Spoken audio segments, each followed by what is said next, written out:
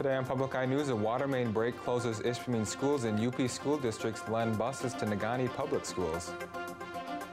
Later, Caleb Rydell will have an up-to-date forecast, and Max Stevens will be back with sports. Hi, I'm Jillian Wormlinger.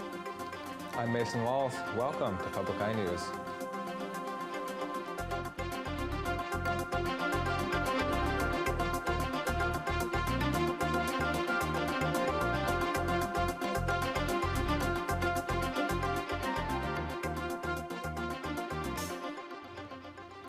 A water main break near Ishpeming Public High School gave students yet another day off from school today. Ishpeming City Manager Mark Sloan said the break is along business route M28 right in front of the high school. The water is shut off for a couple blocks in the area and is from an old cast iron 12-inch pipe that's been in place since the 1920s or 30s. The break is expected to be repaired by the end of today. And schools across the UP came to the rescue of Negaunee Public Schools on Tuesday by lending them buses to transport their students. Negaunee's 16 school buses are currently stuck supporting the roof of their collapsed bus garage, which came down early Sunday morning. Negaunee Public School Superintendent said, quote, "All of our students are back in school where they should be, and that wouldn't be possible without the help of our UP school districts," end quote. The district plans on leasing buses from other UP districts for the rest of this school year. The Marquette Commission has taken another step toward building a park at the Marquette City Lighthouse property. The Commission passed a motion Monday evening that will allow the city to start the bidding process for contractors. On February 5th, the Marquette Planning Commission previously rejected the proposal during a meeting. Residents with homes voiced their opinions, and citizens have previously said the Lighthouse Park plans adversely impact their properties and the flow of traffic. Plans for the Lighthouse Park include reconstructing the multi-use path, which runs along the shoreline, and plans also involve an access road and parking lot. Construction on the park could start this spring. And We Energies is beginning the process of shutting down the Presque Isle Power Plant. WEC Energy Group says the Presque Isle Power Plant is on track for retirement sometime in April or May, but no specific date has been set. 2 natural gas fuel generating stations will replace the coal-fueled power plant. At the end of 2018, We Energies had 93 employees at the Presque Isle Power Plant. The company says the human resource and benefits representatives are working closely with employees to prepare them for when the plant is no longer operational. We Energies says it has no current plans for the Presque Isle site beyond decommissioning and other actions typical with retirement of a power plant. The city of Marquette is hopeful that the property will be reused in a beneficial way for the community.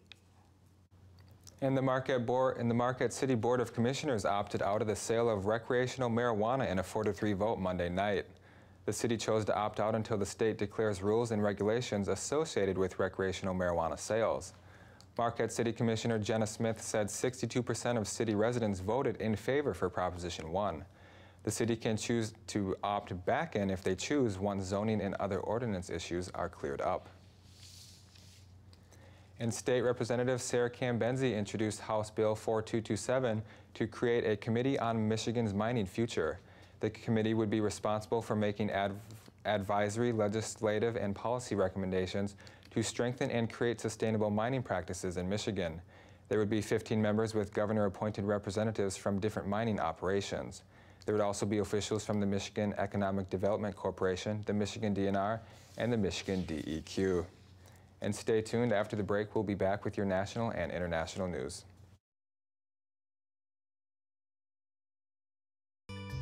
Wow. On Finding Your Roots, filmmaker Michael Moore. My soul has been touched by this. Actors Chloe Sevigny. I think my father was very bold. And Laura Linney. That's unbelievable. Ancestors who struggled. This is the first time that we've seen a white person described as a slave. Sacrificed. Poor girl, from child to bride. But wouldn't quit. I'm so afraid to turn the page.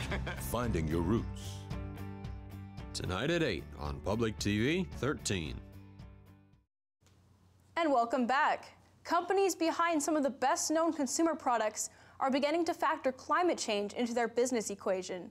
A survey of 16 major corporations by nonprofit group CDP found that many are working to lower their carbon emissions, prepare for the effects of global warming, and respond to growing environmental concerns. CDP ranked the companies surveyed according to how strongly their business is threatened by climate change. This includes chasing trends such as veganism, a small but growing factor in the market that's driven by people who shun animal products for health reasons, but also because meat and dairy have a large carbon footprint. Carol Ferguson, the report's lead author, says, quote, manufacturers like Coca-Cola face growing scrutiny from investors who want to know what business risks they face from climate change, end quote. And President Trump's former personal lawyer, Michael Cohen, begins 3 days of testimony on Capitol Hill with a closed Senate session today.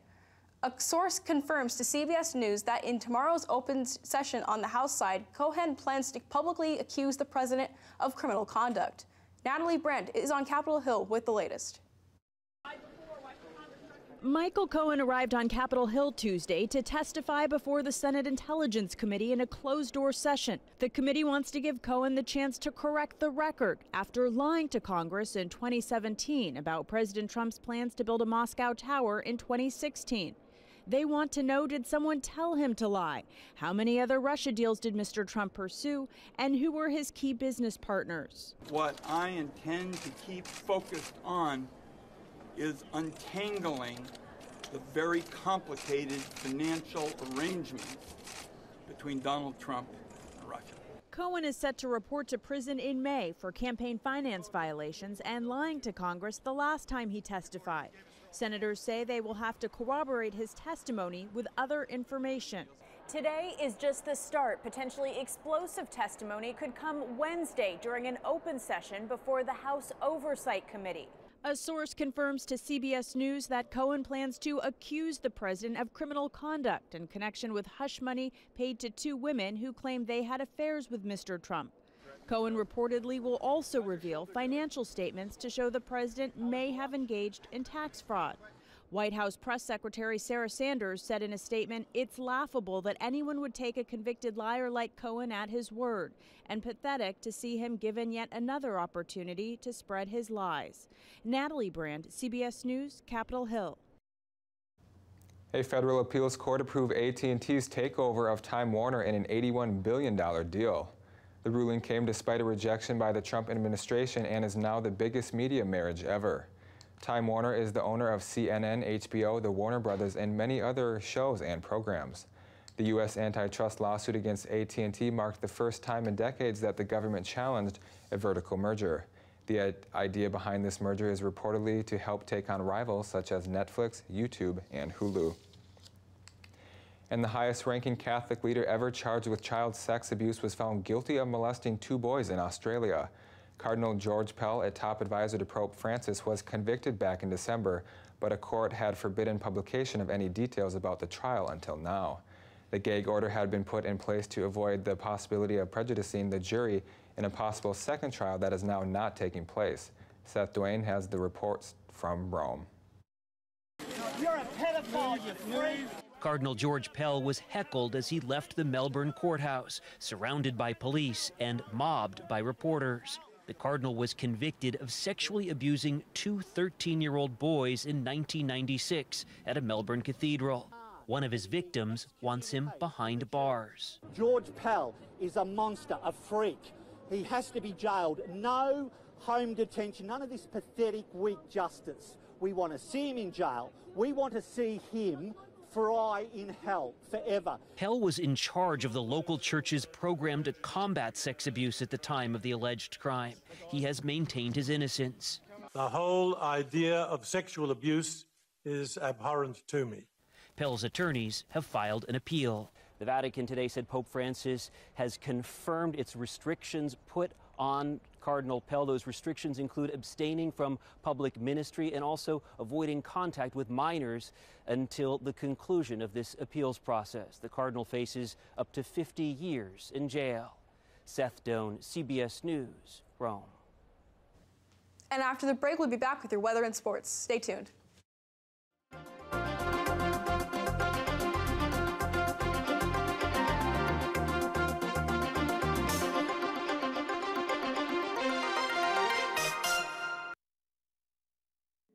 Two paths. James Earl Ray is not the typical assassin.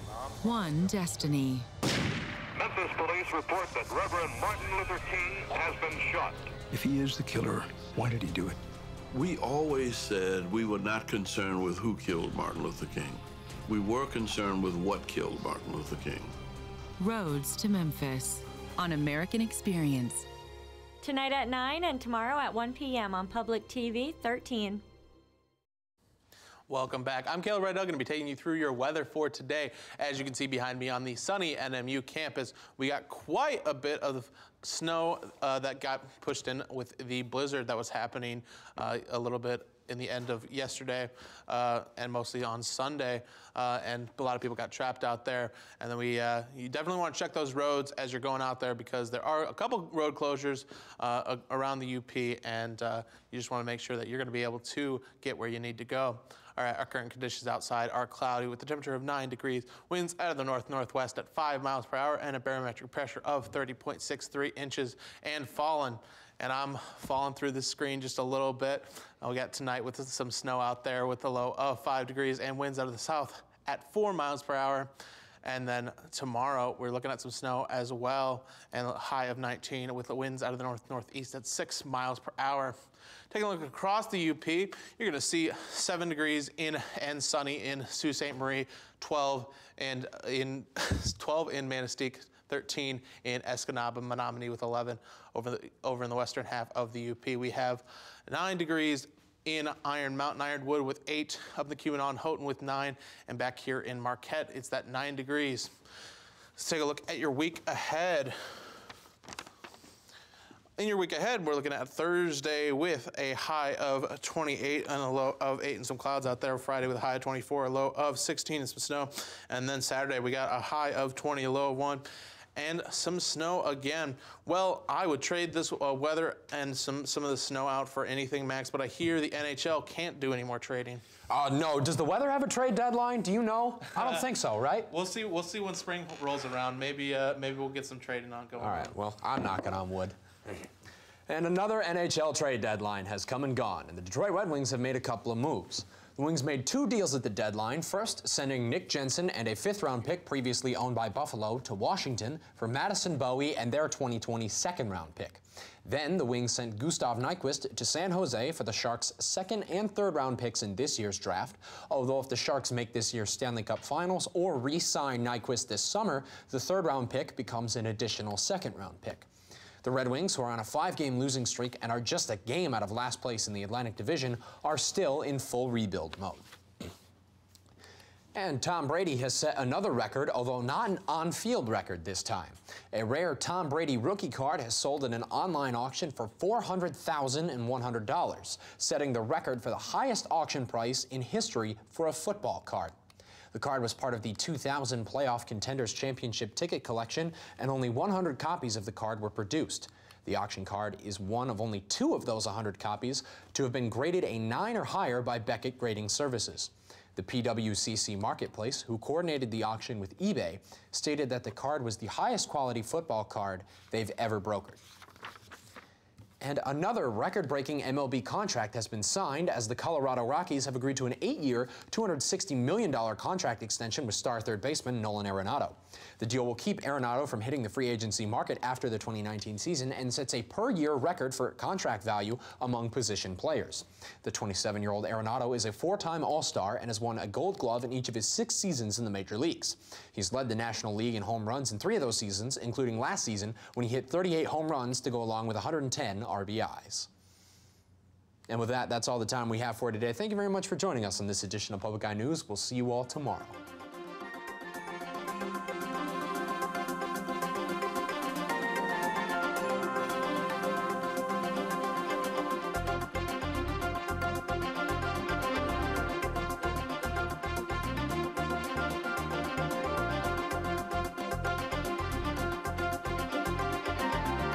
The preceding program was produced in studios located in the Edgar L. Hardin Learning Resources Center by WNMU-TV, Northern Michigan University Public Television.